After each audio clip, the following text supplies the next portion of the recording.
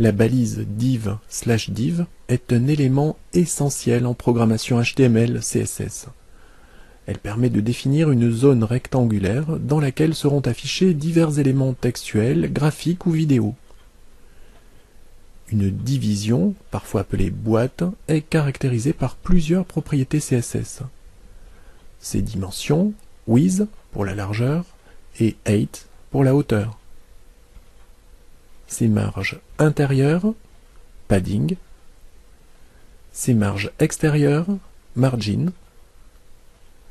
Sa couleur d'arrière-plan, background color. Et sa bordure, border. Les marges intérieures peuvent être identiques en haut, en bas, à droite et à gauche. Dans ce cas, vous utiliserez la propriété margin.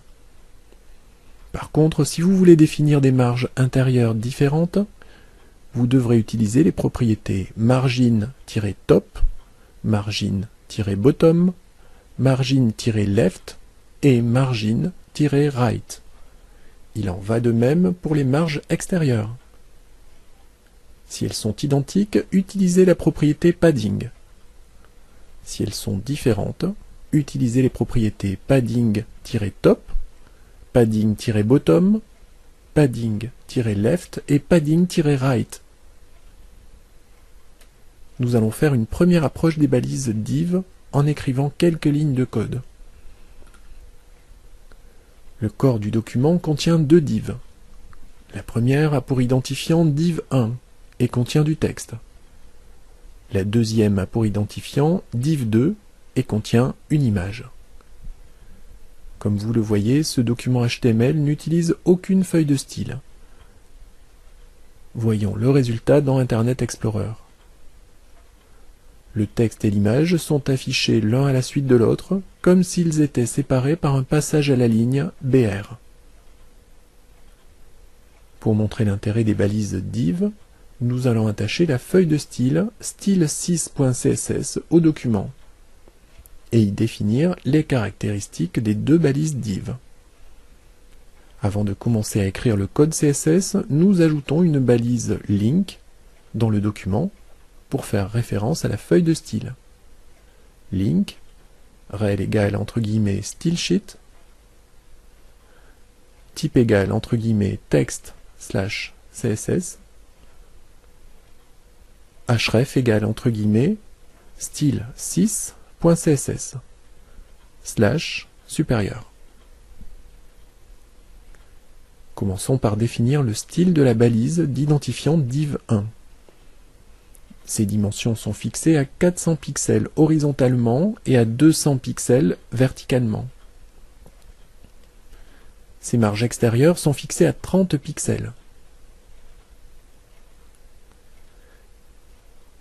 Sa marge intérieure supérieure est fixée à 40 pixels.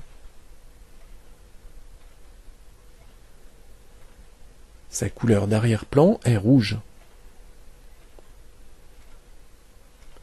Enfin, sa bordure est épaisse de 2 pixels, continue et de couleur noire.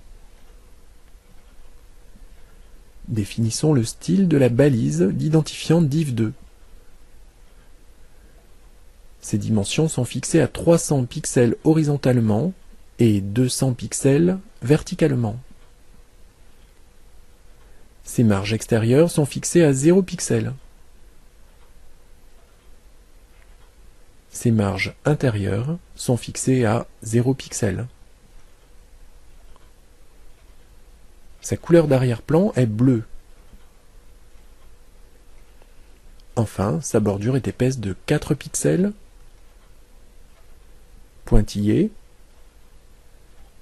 et de couleur rouge. Voyons le résultat dans Internet Explorer. Remarquez en particulier la marge autour de la première div, qui a été fixée à 30 pixels par la propriété margin.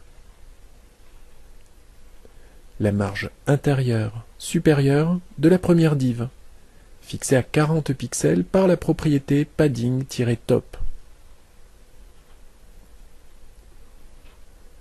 la position de l'image dans la deuxième div.